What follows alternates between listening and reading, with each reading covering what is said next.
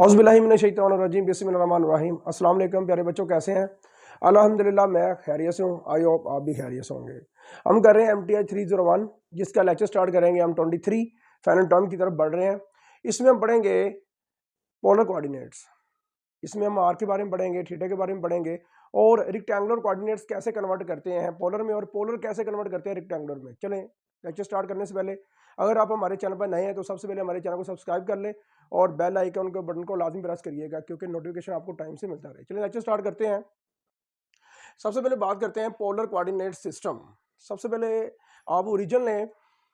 Origin से आप एक ऐसा डिस्टेंस लें जिसका नाम होगा आर, और आर जो है basically R is the radial distance of O P. O से पी की तरफ आप जा रहे हो, पॉइंट पी की तरफ आप मूव कर रहे हो, आपके पास जो डिस्टेंस होगा वो होगा आर। यह बात याद रखिएगा। अच्छा, उसके बाद आप देखिएगा कि लाजमी तौर पे दो रेज होंगी। ओ से आपके पास पी एक रे है और उसके बाद आपके पास एक एक्स एक्सिस पे एक रे बनेगी, ठीक है, जिसे आप कहेंगे पोलर एक्सिस। क्या बोलेंगे? पोलर एक्सिस, याद रखिएगा, ठीक है बेटा। और ये होगा आपके पास ओरिजिन। क्या होगा? ओरिजिन। अब कोई ना कोई यहाँ पे एंगल भी तो बनेगा ना दोनों रेस के दरमियान, तो कोई ना कोई यहाँ पे कोई एंगल बनेगा। एंगल की डेफिनेशन बेसिकली ये है कि दो रेज अगर किसी कॉमन पॉइंट पे मिलती हैं, उनका यूनियन करती हैं, तो वहाँ पे आपका कोई ना कोई एंगल बनता है, उसे आप थीटा कहते हो, ठीक है। तो याद रखिएगा आपके पास जो आर होगा वो ओ से किसी भी पॉइंट तक का फासला जो होगा वो होगा रेडियल डिस्टेंस। क्या होगा? Radial distance. और वहाँ पे दो रेज जब मिलेंगी तो वहाँ पे कोई ना कोई एंगल होगा, उसका नाम होगा थीटा। तो याद रखिएगा, इसे हम लिखेंगे r comma theta, r comma theta. और ये जो फॉर्म होगी वो ये होगी आपके पास पोलर फॉर्म होगी, पोलर कोऑर्डिनेट्स होगी, ठीक है। तो बेसिकली यहाँ पे पोलर कोऑर्डिनेट्स जो है वो आपके पास होंगे आर और थीटा। एमसीक्यूज कैसे आता है कि पोलर फॉर्म बताओ, पोलर कोऑर्डिनेट बताओ, तो कभी लिखा होता है आर कॉमा थीटा, तो कभी लिखा होता है थीटा कॉमा आर। तो याद रखिएगा, पहले आपने डिस्टेंस लिखना होता है, बाद में आपने एंगल लिखना होता है। सिंपल सी ये आपके पास नोटेशन है, ठीक है, याद रखिएगा। तो आगे बढ़ते हैं। सबसे पहले हम बात करते हैं ओ से पी एक डिस्टेंस है जो कि रेडियल डिस्टेंस है, ठीक हो गया। और उसके बाद थीटे की अगर हम बात करते हैं तो वो एंगल है बिटवीन ओ पी, ठीक है बेटा, ओ पी और पोलर एक्सिस के दरमियान। तो देखिएगा जरा, angle between O P and polar axis. तो याद रखिएगा ये जो थीटा है बेसिकली आपके पास दोनों रेज का यूनियन है, दोनों रेज का यूनियन है, ये आपके पास थीटा बनेगा। जैसे कि आपको पता है आर का मैंने आपको पहले बता दिया कि रेडियल डिस्टेंस है, और थीटा जो है ना वो पोलर एंगल है ऑफ ओ पी का, ठीक है बेटा। ओ पी का जो है ना वो आपके पास एक एंगल है, ठीक है। और उसके बाद हम बात करते हैं एग्जाम्पल की। छोटी सी एग्जाम्पल है आपके पास, ये हम देख लेते हैं। तो डिस्टेंस है यहाँ से ओ से लेकर यहाँ तक पी तक का डिस्टेंस है आपके पास 6, ठीक है बेटा। उसके बाद आपके पास जो एंगल बन रहा है ओ से पोलर एक्सिस का, पोलर एक्सिस, पोलर एक्सिस, और उसके बाद आपके पास ओ पी का जो आपके पास एंगल है, तो इसे आपने पोलर फॉर्म में लिखना है। तो कैसे लिखोगे? 6,45 डिग्री। तो ये बेटा आपके पास क्या बनेगी? Polar form, polar form. तो मैंने ये आपको मेंशन करके दिखा दिया, ये देखें, इसे हम लिखेंगे then P of r comma theta is equal to P of 6,45 degree. तो ये बेसिकली आपके पास पोलर फॉर्म है। इसके बाद हम मजीद आगे बढ़ेंगे तो रेक्टेंगुलर फॉर्म में कन्वर्ट करेंगे, ठीक है। तो याद रखिएगा कि इसको हमने पोलर फॉर्म के बाद रेक्टेंगुलर फॉर्म में भी कन्वर्ट करना है। इसके बाद हम अगर देखते हैं नीचे, ये दो रेज होगी आपके पास ओ से पोलर एक्सिस और ओ से पी। तो इसके दरमियान आपका जो पोलर फॉर्म बना है वो कौन सा बना है? 6,45 डिग्री। अगर हम नीचे की बात करते हैं तो यहाँ पे देखें जरा, आपके पास आएगा यहाँ पे ओ पी, यहाँ पे आ जाएगा पी, और यहाँ पे आपका चला जाएगा अब पोलर एक्सिस, पोलर एक्सिस आपका नीचे चला जाएगा। तो देन आप नोट करें कि यहाँ पे अगर हम बात करते हैं कि आपके पास डिस्टेंस कितना है, आपके पास यहाँ पे पी लगा लें आप, यहाँ पे आपका पॉइंट पी है और ये पोलर एक्सिस रहने दें आप, सीधा है ना, बिल्कुल स्ट्रेट जो लाइन होगी आप उसे पोलर एक्सिस रहने दें। जो भी आप मूव करवा रहे हो, आप वेरिएट करवा रहे हो, आप चेंज कर रहे हो, उसे आप कर लो पी पॉइंट, ठीक है। पॉइंट कहीं भी आप ले सकते हो, लेकिन आप पोलर एक्सिस को फिक्स कर लें और स्ट्रेट रखें, ठीक है। तो याद रखिएगा, ये देखें radial distance of O P क्या है 3, तो नोट करें 3 कॉमा और एंगल कितना है 225 डिग्री, देख लें 225 डिग्री आपका एंगल आ गया, तो ये पोलर फॉर्म बन गई। ओके बच्चे, क्लियर है। इस तरह आपने सिंपल सी पोलर फॉर्म है, किसी भी एंगल की आप पोलर फॉर्म बना सकते हो। एंटी क्लॉकवाइज अगर हम बात करते हैं तो क्लॉकवाइज का उलट जो है आपके जितने भी एंगल बनेंगे सारे के सारे पॉजिटिव एंगल बनते हैं, यही याद रखिएगा, ठीक है। तो जहाँ पे भी आपको एंटी क्लॉकवाइज लिखा हुआ दिखाई दे तो वहाँ पे अगर हम एंगल की बात करते हैं तो सारे के सारे एंगल 0 से स्टार्ट हो गए आपके जाएंगे 360 डिग्री तक, ठीक है। बेसिकली ये मल्टीपल होता है 90 डिग्री का। इसके साथ देखो 1 के साथ मल्टीप्लाई करो 90, फिर आप 2 के साथ करो तो 180, तो ये देखें स्टेप चेक करें 90 डिग्री 180 डिग्री, ये 1 के साथ मल्टीप्लाई करो, ये 2 के साथ करो उसी 90 को ही, तो 180 आएगा। उसी 90 को आप मल्टीप्लाई करो 3 के साथ 270 आएगा, 4 के साथ करो 360। तो ये मल्टीपल आपके पास 90 डिग्री के सारे रियल नंबर्स होते हैं 1 2 3 4 5, ठीक है, ये याद रखिएगा। फर्स्ट ऑफ ऑल यहाँ में सीखने को हमें मिला एंटी क्लॉकवाइज मतलब पॉजिटिव एंगल्स, याद रखिएगा। तो देखिएगा ज़रा, सबसे पहले हम बात करते हैं ओ से ए जो रे है जहाँ से एंगल स्टार्ट होता है उसे हम कहते हैं इनिशियल, उसे हम क्या कहेंगे इनिशियल, जी बच्चों उसे हम कहेंगे इनिशियल साइड ऑफ एंगल, या उसे हम कहेंगे इनिशियल आर्म ऑफ एंगल, ठीक है। तो ये जहाँ से भी आपकी रे स्टार्ट होगी वो हम कहेंगे इनिशियल साइड है, इनिशियल रे है या इनिशियल आर्म है, 3 नाम है, आपने जेन मशीन कर लेनी है। उसके बाद हम बात करते हैं आपके पास ओ बी, तो ये बेसिकली आपके पास टर्मिनल साइड, टर्मिनल रे या टर्मिनल रे के बाद आर्म आप कह सकते हो, 3 नाम है, ये याद रखिएगा। उसके बाद अगर हम बात करते हैं कि एक्स वाई प्लेन की अगर हम बात करें तो उसके आपके पास 4 क्वाड्रेंट्स होंगे, 4 के 4 क्वाड्रेंट्स होंगे। और अगर हम क्लॉकवाइज बात करते हैं तो 0 से स्टार्ट होकर आप 360 पर आप एंड करते हो, तो ये पहला क्वाड्रेंट, ये दूसरा, ये तीसरा और ये चौथा क्वाड्रेंट। ओके बच्चे, याद रखिएगा।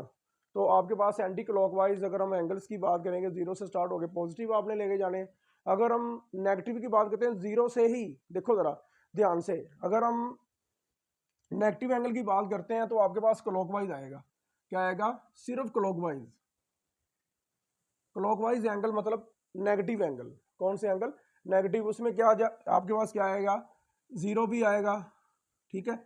तो अगर हम 0 से स्टार्ट होते हैं तो हम ऊपर जाने की बजाय कहाँ जाएंगे, हम जाएंगे नीचे, डिक्रीज होंगे ना। अगर हम डिक्रीज होंगे तो यहाँ पे आएगा -90 डिग्री, उसके बाद यहाँ पे आएगा -180 डिग्री, इसके बाद बच्चे यहाँ पे आएगा -270 डिग्री, और बाद में यहाँ पे आपका एंगल आएगा -360 डिग्री। तो ये एंगल्स आपने याद रखने हैं। आपके नेगेटिव एंगल मतलब क्लॉकवाइज एंगल है सारे के सारे, ठीक है। जितने भी एंगल्स आपके नेगेटिव हैं, जितने भी आपने पढ़े हैं छोटी क्लासेस में, अभी पढ़ रहे हो, सारे के सारे एंगल आपके पास क्लॉकवाइज जो नेगेटिव एंगल है बेसिकली वो आपके पास क्लॉकवाइज की वजह से आते हैं, और एंटी क्लॉकवाइज आपके पॉजिटिव एंगल आते हैं। उसके बाद है नॉट यूनिक वैल्यू, मतलब कि बात याद रखिएगा, पोलर फॉर्म में अगर हम बात करते हैं तो अगर आप रेडियल डिस्टेंस सेम भी रखते हैं, एंगल आप डिफरेंट करते जाते हो, वेरी करते जाते हो, चेंज करते जाते हो, याद रखिएगा आपके आर्ट्स जितने भी हैं सारे के सारे चेंज होंगे, वो सेम चीज़ नहीं होती। जैसे फॉर एग्जाम्पल मैंने छोटी सी एग्जाम्पल दी हुई है कि रेडियल डिस्टेंस 1 है और एंगल आपके पास 60 है, तो ये देख लें आप 1,60, इसे हम रेक्टेंगुलर कोऑर्डिनेट में चेंज करेंगे तो आपके पास जो वैल्यू आएगी वो डिफरेंट आएगी, यूनिक नहीं आएगी। देखिएगा ज़रा, डिस्टेंस आपके पास 1 है रेडियल और आपके पास एंगल है 315, ठीक है। तो इसके हम रेक्टेंगुलर कोऑर्डिनेट्स में जब चेंज करेंगे, कन्वर्ट करेंगे, तो आपके पास जो आंसर आएगा वो दोनों का सेम नहीं आएगा, दोनों का डिफरेंट आएगा। ये बात याद रखिएगा, ये बात आप ज़हन नशीन कर लीजिएगा। लाजमी तौर पे हमने ये चीज़ चेक करनी है रेक्टेंगुलर कोऑर्डिनेट्स में कि ये आंसर आपके कभी भी सेम नहीं आएंगे। तो ये एमसीक्यू आया हुआ था पेपर में कि 1,315 और आपके पास है 1,60, क्या ये सेम है? ये सेम नहीं है, ये डिफरेंट है। ओके, बात याद रखिएगा, क्योंकि बेसिकली हम रेक्टेंगुलर कोऑर्डिनेट्स में जब पुट करके देखेंगे ना आगे जाके, तो आपको पता चलेगा कि बेसिकली ये कभी भी आंसर सेम नहीं देंगे, डिफरेंट ही होंगे।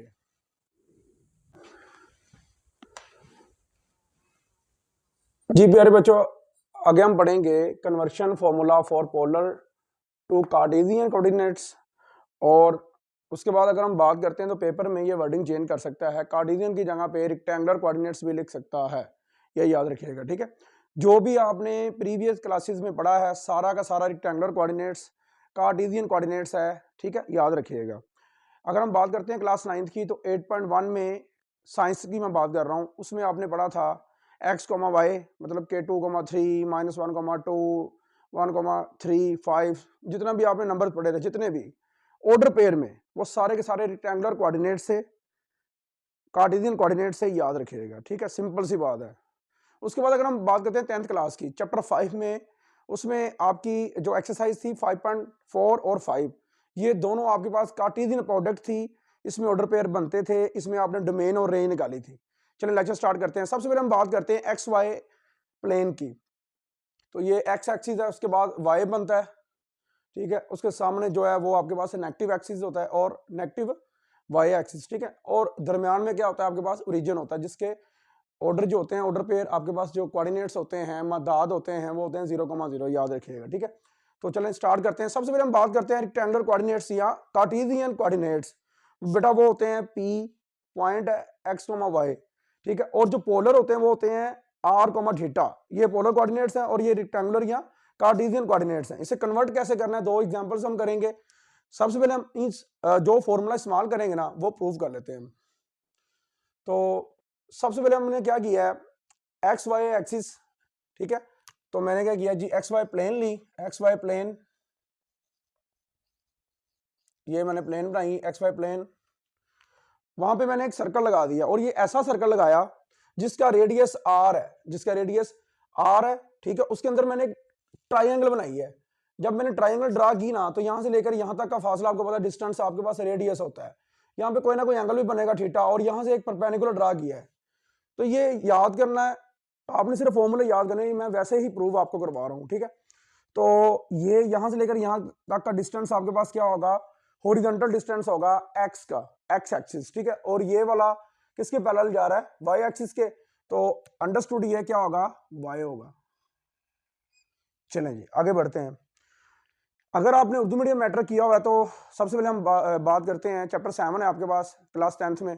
उसमें आपने पढ़ा था अमूद बटा वतर, perpendicular over hypotenuse.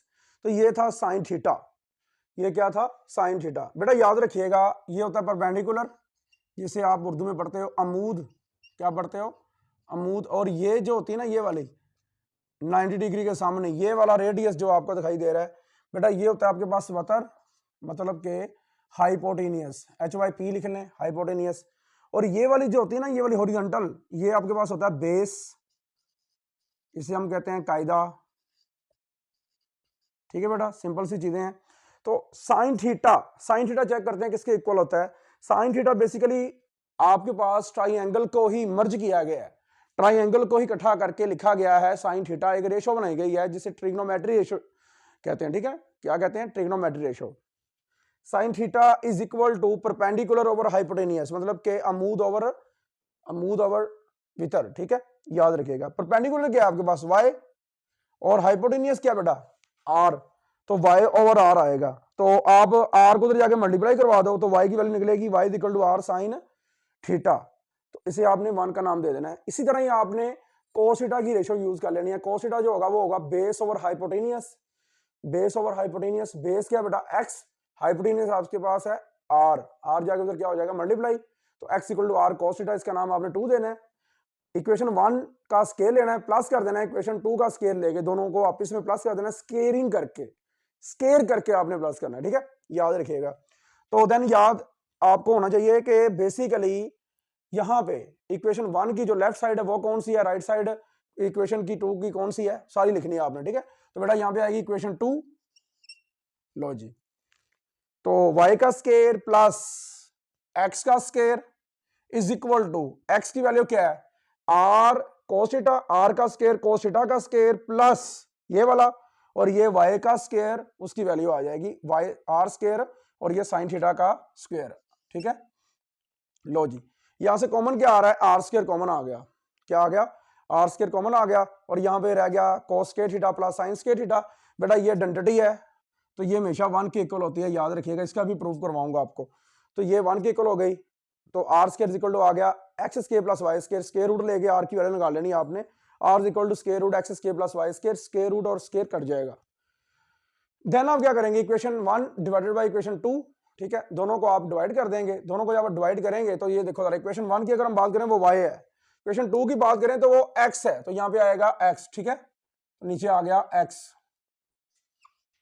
y over x is equal to, y की वैल्यू r साइन थीटा और x की वैल्यू है r cos थीटा, तो r से r cancel, sine over cos ये रेशियो जो होती है बेसिकली टेन थीटा के इक्वल होती है, ये याद रखिएगा, ठीक है। तो टेन को उधर जाके इन्वर्स कर दें y ओवर x, तो आपके पास थीटा की वैल्यू निकल आई, ओके बेटा, ये याद रखिएगा। अब बेसिकली हम कर क्यों रहे हैं ऐसे, बेसिकली कार्टेशियन कोऑर्डिनेट्स को हमने कन्वर्ट करना है किस में, पोलर कोऑर्डिनेट्स में, यही है ना हेडिंग हमारी, हेडिंग हमारी यही है। तो देन आपने क्या करना है, पॉइंट x, y, तो इसकी जगह पे x की जगह पे क्या आ जाएगा, याद रखिएगा, यहां पे आपका आएगा r और y की जगह पे आ जाएगा थीटा। तो बेसिकली जब देखे ना, ये है आपके पास Cartesian coordinates, rectangular coordinates convert कर दिया पोलर कोऑर्डिनेट्स में, तो ये आपके पास आ गए पोलर कोऑर्डिनेट्स। तो इसी तरह ही हमने दोनों एग्जांपल्स सॉल्व आउट करनी है, समझनी है कि आया कि रेक्टेंगुलर कोऑर्डिनेट से पोलर कोऑर्डिनेट्स में कन्वर्ट करें तो क्या आंसर आएगा, और पोलर से रेक्टेंगुलर कोऑर्डिनेट्स में जाएंगे तो क्या आंसर आएगा। पेपर में दोनों तरह से पूछता है वो, याद रखिएगा, ठीक है। तो मैं एक बात कहूँ आपको, क्विज में जो पूछेगा ना वो आपको एमसीक्यूज में, बेटा वो याद रखिएगा, सिर्फ वो नाम पूछता है कि ये जो कोऑर्डिनेट्स हैं और ये कोऑर्डिनेट्स, इनका नाम क्या है, ये कोऑर्डिनेट पूछ लेता है कि इसका नाम बताओ क्या है, तो ये पोलर कोऑर्डिनेट और ये क्या है, रेक्टेंगुलर या कार्टेशियन कोऑर्डिनेट्स, याद रखिएगा, ओके, सिंपल सा कॉन्सेप्ट है जी। Example of find rectangular coordinates of the, rectangular coordinates मतलब कि आप निकालो पॉइंट x, y निकालो, ठीक है, इसका मतलब x और y की वैल्यू निकालनी है। जब भी आपको देखें वो क्या कह रहा है, रेक्टेंगुलर कोऑर्डिनेट्स मतलब के कार्टेशियन कोऑर्डिनेट्स निकालना है आपने, x, y की वैल्यू निकालनी है। तो coordinates of the point P whose coordinates are, तो ये कोऑर्डिनेट्स जो दिए गए हैं आप नोट करें कि एंड पे यहां पे डिग्री लगी हुई है, क्या लगी हुई है, डिग्री, डिग्री बेसिकली थीटे को शो करती है, बेसिकली ये एंगल है ना, ये आपके पास एंगल है, ये देखें जरा, इधर आ जाओ, बेसिकली मैंने ये क्या कहा था आपके पास, ये एक सेंट्रल एंगल है, क्या एंगल है, सेंट्रल, ऐसा एंगल जो सर्कल के बिल्कुल सेंटर पे बन रहा है, ये याद रखिएगा। तो ये एक एंगल है, यहां से मुझे पता चला कि बेसिकली ये जो कोऑर्डिनेट है ना, ये कोऑर्डिनेट आपके पास पोलर कोऑर्डिनेट्स दिए गए हैं, कौन से दिए गए हैं, पोलर कोऑर्डिनेट्स, लेकिन हिंट ये मिला हुआ है ऊपर से, फाइंड रेक्टेंगुलर कोऑर्डिनेट्स, तो नीचे डिग्री भी बता रही है कि ये पोलर है, और ऊपर से भी पता चल रहा है रेक्टेंगुलर कोऑर्डिनेट्स निकालने हैं, तो ये कौन से हो सकते हैं, फिर पोलर ही होंगे ना, तो याद रखिएगा। गिवन पोलर कोऑर्डिनेट्स, मैंने नाम लिख दिया इसलिए पता चल जाए, P.6,135 degree is equal two point P r, theta, इसका मतलब ये r की वैल्यू आ गई, रेडियस 6 होगा और एंगल जो बन रहा होगा वो 135 डिग्री बन रहा होगा। तो फॉर्मूला क्या होगा x और y की वैल्यू निकालने का, x equal to r cos theta जी, x equal to r cos theta और y equal to r sin theta, ये दोनों फॉर्मूले आपने इस्तेमाल करने हैं, और प्रोसेस सारा यही होगा, सारे का सारा ये प्रोसेस चलेगा, फिर ये सॉल्व आउट होगा जी। बेटा putting all values in equation 1 and 2, जिधर r है बेटा वहां पे आप 6 लगाओगे, और जहां पे थीटा वहां पे आप लगाओगे 135 डिग्री।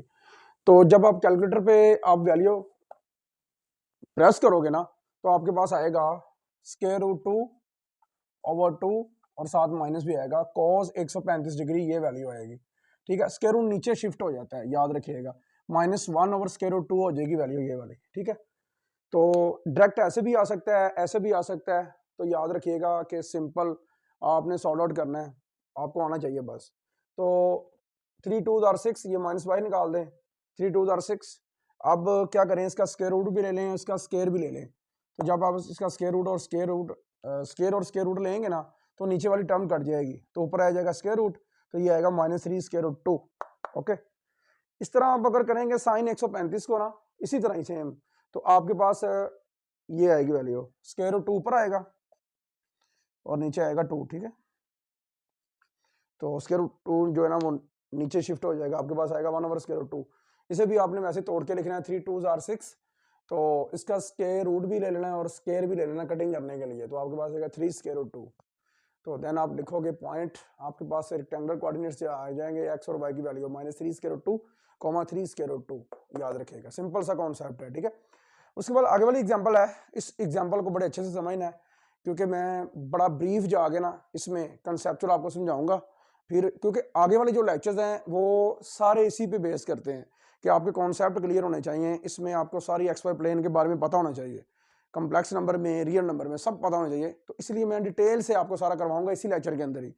तो देखते हैं, सबसे पहले जब हम यहाँ तक पहुंचेंगे ना, उसके बाद हम स्टार्ट करेंगे वो वाला अच्छे से समझ के, फिर दोबारा इस पे यहाँ पे आएंगे, ठीक है ना। अब देखो, find polar coordinates whose -2, 2 square root 2 दिया गया है, गिवन रेक्टेंगुलर कोऑर्डिनेट्स, क्योंकि ये रेक्टेंगुलर कोऑर्डिनेट्स है ना, क्योंकि यहाँ पे थीटा डिग्री नहीं दी हुई, और वैसे भी पता चल रहा है कि फाइंड पोलर कोऑर्डिनेट्स। तो देन आपने क्या करना है, पॉइंट्स लिखनी है, उसकी स्टैंडर्ड फॉर्म लिखनी है, और ये देखो ये एक्स की वैल्यू होगी और ये होगी वाई की वैल्यू, एक्स की वैल्यू -2 और वाई की वैल्यू होगी 2 square root 3, 2 square root 3। Okay, तो फॉर्मूला होगा आर निकालना है, थीटा निकालना है, r is equal to square root x square plus y square, जो हमने प्रूव किया है। तो आपने यहाँ पे एक्स की वैल्यू पुट कर देनी है और यहाँ पे वाई की, ये 4 हो जाएगा। वैसे ही इसका स्क्वायर रूट जो ना स्क्वायर रूट का और 2 का अलग अलग कर देंगे, ठीक है। तो ये कट जाएगा और इसका 4 हो जाएगा, 2 3 आर 12, और ये हो जाएगा 16, और 16 का स्क्वायर रूट आता है आपके पास 4। देन आप थीटा का फॉर्मूला लगाओगे, theta is equal to tan inverse y over x, ठीक है, y ओवर x, और वैल्यू पुट कर दोगे, y की वैल्यू थी 2 स्क्वायर रूट 3 और x की थी -2, तो 2 से 2 कट जाएगा, और नोट करें प्लस स्क्वायर रूट 3, और नीचे आएगा यहाँ पे 1 -1 आएगा, ठीक है, क्या आएगा -1। और जैसे कि मैंने आपको कहा कि हम आगे से देखते हैं डिटेल के साथ, कंसेप्चुअल समझते हैं, फिर हम इससे बात करते हैं कि क्या करना है इसका। जी प्यारे बच्चों, अगर हम आगे बात करते हैं तो आपके पास एक्स वाई प्लेन की बात करते हैं। सिंपल आपको बताना चाहिए कि एक्स वाई प्लेन क्या होती है, देख लेते हैं पहले से, ठीक है जी। यहाँ पे आ जाएगा x axis, y x negative, y negative, और ये आ जाएगा ओरिजिन। ओके बेटा, क्लियर। ये आ जाएगा क्वाड्रेंट 1 2 3, और ये आ जाएगा 4, 1 2 3 4। और अगर हम बात करते हैं यहाँ पे आएगा 0 डिग्री, 90 डिग्री, मतलब कि पाई बड़ा 2, पाई का मतलब 180 होता है, 2 पे डिवाइड कर दें तो 90 डिग्री आता है, पाई मतलब 180। यहाँ पे 0 से 90 का स्टेप, फिर उसमें 90 ऐड कर दें तो ये पाई भी होता है, ठीक है। ये आएगा 270 डिग्री, और 270 कैसे आ सकता है, 3 पाई बाई 2, और ये दोबारा अगर घर को वापस चले जाएं तो आपके पास आएगा 2 पाई। ओके बेटा, अगर हम बात करते हैं क्वाड्रेंट्स की, तो यहाँ पे सिंपल आपका होता है रेफरेंस एंगल, क्या होता है, R A is equal to theta, इसे कहते हैं रेफरेंस एंगल। मतलब आप किस क्वाड्रेंट में बैठे हुए हो, कौन सा रेफरेंस दे रहे हो, किस क्वाड्रेंट का आप हवाला दे रहे हो। तो पहले क्वाड्रेंट में आपका थीटा इज इक्वल टू, वैसे ही सिंपल आपके पास वैल्यू होती है, कोई भी टेबल वैल्यू होती है ना, उसे आपने चेंज नहीं करना होता पहले क्वाड्रेंट के अंदर। क्यों नहीं चेंज करना होता, क्योंकि इनिशियल पॉइंट होता है ना, तो यहाँ से जो भी स्टार्ट करेंगे वही जो लिखा जाएगा वही लिखा जाएगा, आगे जाके चेंज हो जाएगी वैल्यू।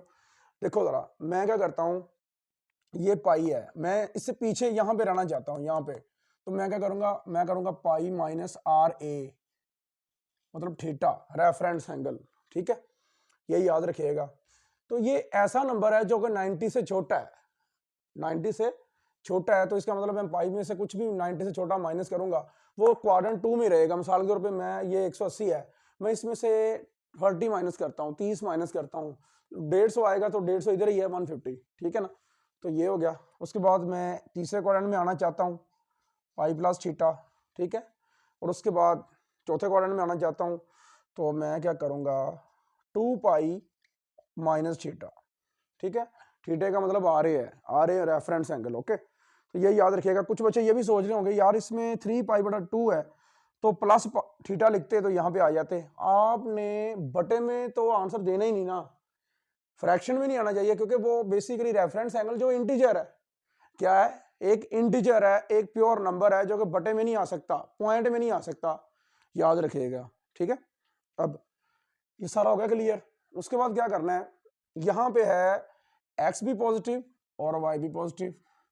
तो पहले क्वाड्रेंट में x comma y positive, rectangular coordinates, ये हो गए पॉजिटिव। इसमें एक्स नेगेटिव और वाई पॉजिटिव, इसमें दोनों नेगेटिव, ठीक है। इसमें एक्स पॉजिटिव और वाई नेगेटिव, वाई क्या आएगा, नेगेटिव। कैसे पता चल रहा है मुझे, ये देखो, y negative x positive, x positive y positive, ठीक हो गया। X negative y positive, x negative y भी नेगेटिव। तो इस तरह मुझे पता चल रहा है, ठीक हो गया। अब देखना करना क्या है, इसका आप स्क्रीनशॉट ले लें, आप देख लें इसे अच्छे से, फिर आपको समय लगेगी, आगे बढ़ेंगे हम, ठीक है ना। चले, सबसे पहले आपने ये देखना है कि ये जो वैल्यू है ये किसकी वैल्यू है। ये बेसिकली आपके पास y है, ओवर ये किसकी वैल्यू है, ये आपके पास x की है। तो y पॉजिटिव और x negative, y positive x negative. तो y पॉजिटिव बेसिकली किस में, पहले में है और दूसरे में है, लेकिन दोनों एट ए टाइम किस क्वाड्रेंट में है, y पॉजिटिव भी हो और x नेगेटिव भी हो, वो क्वाड्रेंट है आपका दूसरा क्वाड्रेंट है, ठीक है। तो ये याद रखिएगा। मैं जरा थोड़ा सा खुला करके मैदान में आगे लिखता हूँ, क्योंकि आखिरी है तो तसल्ली से करवाना है आपको। तो लिखते हैं हम थीटा इज इक्वल टू, सबसे पहले हम बात करते हैं कि आपके पास यहाँ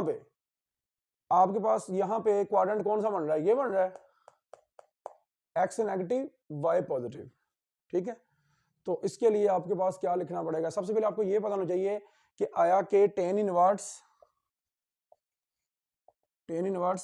स्क्वायर रूट 3 कहां पे होता है, टेबल वैल्यू है आपके, मतलब के वो होता है आपके पास 60 डिग्री पर, टेबल वैल्यू है ये। कैलकुलेटर पे आप प्रेस करें tan inverse, shift tan inverse हो जाएगा, तो ब्रैकेट में स्क्वायर रूट 3 लगाएं तो आपके पास 60 डिग्री आएगा, ये याद रखिएगा, ठीक है। सिंपल सा कॉन्सेप्ट है ये वाला। तो आपको पाई बड़ा 3 ये पता होना चाहिए। अब देखो पाई माइनस रेफरेंस एंगल, ये बेसिकली रेफरेंस एंगल है।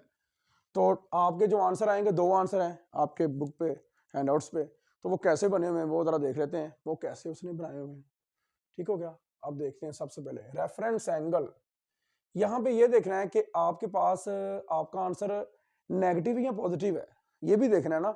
आपका आंसर यहाँ पे आएगा नेगेटिव, क्या आएगा, नेगेटिव आएगा, ठीक है। तो टेन नेगेटिव किस में होता है, ये याद रखिएगा। टेन नेगेटिव होता है आपका,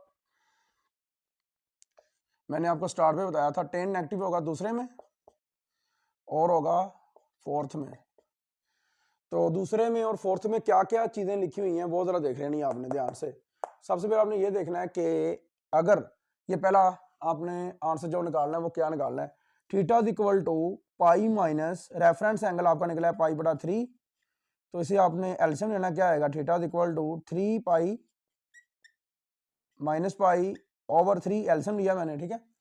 तो आपके पास आंसर आएगा theta is equal to 2 pi over 3। आपके हैंडआउट्स में उसने क्या किया होगा कि उसने इसमें इसका पीरियड ऐड किया होगा, साइन और कॉस का जो पीरियड होता है ना बेटा, वो होता है 2 पाई, कितना होता है, 2 पाई, वो पूरी रोटेशन लेता है। तो आपने क्या लिखना है, यहाँ पे उसने लिखा होगा 2 pi by 3 plus 2n pi, n का मतलब यहाँ पे कोई भी इंटीजर है, n बिलोंग टू इंटीजर, ठीक हो गया, ये याद रख लेना। अब दूसरा आंसर कौन सा है, दूसरे क्वाड्रेंट में और चौथे क्वाड्रेंट में टेन नेगेटिव होता है, क्योंकि बेसिकली नेगेटिव आंसर आ रहा था ना, नेगेटिव। अगर पॉजिटिव होता तो पॉजिटिव किस में था, पहले में और तीसरे में, मतलब आपने थीटा जो भी आंसर आया था उसे एक्सेप्ट कर लेना था, ये आंसर होना था पहला, और बाद में करना था पाई प्लस जो आंसर आपका ये वाला है, ये इसमें ऐड कर देना था, ठीक है। अब देखो जरा फोर्थ में क्या करना है, थीटा इज इक्वल टू आपका है जी 2 पाई माइनस पाई ओवर 3।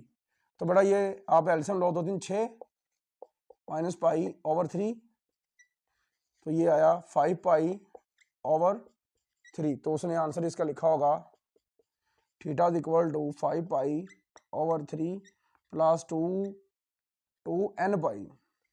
ये आपका आंसर होगा दूसरा। दो में याद रखिएगा। अच्छा, कुछ बातें करनी है वो कर लेते हैं। सबसे पहले ये बात, चैनल का नाम चेंज कर दिया गया है, ये आपको पता ही है। गुलाम मुस्तफा ऑफिशियल, ये मेरा एक स्टूडेंट था, उसने मेरे साथ मिलकर चैनल स्टार्ट किया था, उसने रास्ते में ही मतलब छोड़ दिया। आपने नोट भी किया होगा, 1 साल पूरा लेक्चर नहीं आए, पूरा 1 साल लेक्चर नहीं आ सके, याद है ना। बच्चे बड़े ज़्यादा परेशान हुए, आपसे ज़्यादा मैं परेशान था, क्योंकि मेरा नाम इस्तेमाल किया जा रहा था गुलाम मुस्तफा, लोग मुझे समझते थे, हालांकि मैं सरदार तनसीर अहमद हूँ। और आपकी मोहब्बत का, आपकी सपोर्ट का बड़ा शुक्रिया, बहुत ज़्यादा थैंक्स, जज़ाकल्लाह। अल्लाह ताला आपको और ज़्यादा जो है ना कामयाब करे, अल्लाह ताला आपको खुश रखे कि आपने बड़े भाई को काम करने का मौका दिया और मैंने आपके लिए काम किया, और आपने जो है ना वो मुझे इतनी सपोर्ट की कि लोग मुझे जानते हैं, अब बाय फेस जानते हैं, बाय नेम नहीं जानते। तो याद रखिएगा, सरदार तनसीर अहमद, क्या नाम है, सरदार तनसीर अहमद STA 301 के नाम से लोग मुझे जानते हैं। मेरे सराउंडिंग जितने लोग रहते हैं और जितने कैंपस में, मतलब कसूर के अंदर मैं रहता हूँ, तो कसूर में बहुत ज़्यादा लोग जो है ना मुझे बाय नेम STA के नाम से जानते हैं। तो हमें याद रखिएगा, ये आप लोगों की बड़ी मोहब्बत है, सपोर्ट है। रमज़ान चल रहा है, इसमें आपको पता जो मांगे वो मिल जाता है, तो मुझे आप लोगों की सपोर्ट चाहिए ज़्यादा से ज़्यादा चैनल को लेकर। अपने कैंपस में सबको बताइएगा कि सरदार तनसीर अहमद, तनसीर भाई के लेक्चर जो है ना वो रिकमेंड करें आप सबको।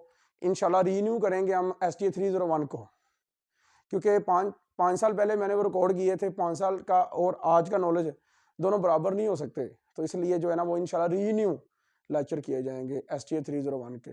तो आपको मैं प्रूफ के तौर पे दिखा भी सकता हूँ, लोग मुझे STA 301 कहते हैं, ठीक है। देखना है तो देखिए ज़रा, STA 301 लिखा हुआ है। और आप अक्सर कमेंट भी पढ़ेंगे जाके ना, कमेंट सेक्शन में जाएंगे, वहाँ पे भी जाके देखेंगे कि लोगों ने लिखा होता है STA जिंदाबाद। तो दुआ में याद रखिएगा, आपका बड़ा भाई आपके लिए काम करता रहेगा। हमें मोटिवेशन मिलती है जब आप कमेंट सेक्शन में जाके आप हमारे लिए कुछ अच्छा लिखते हैं। तो आपके जो कमेंट्स हैं ना, ये मेरे लिए जो है ना बहुत ज़्यादा जो है ना समझ लें, एक मैं बूस्ट होता हूँ, बहुत ज़्यादा जो है ना काम करने का हौसला मिलता है, यार काम करना है।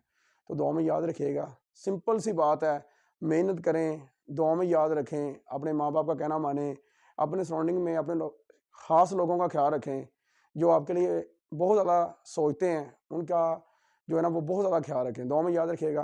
अल्लाह हाफिज़।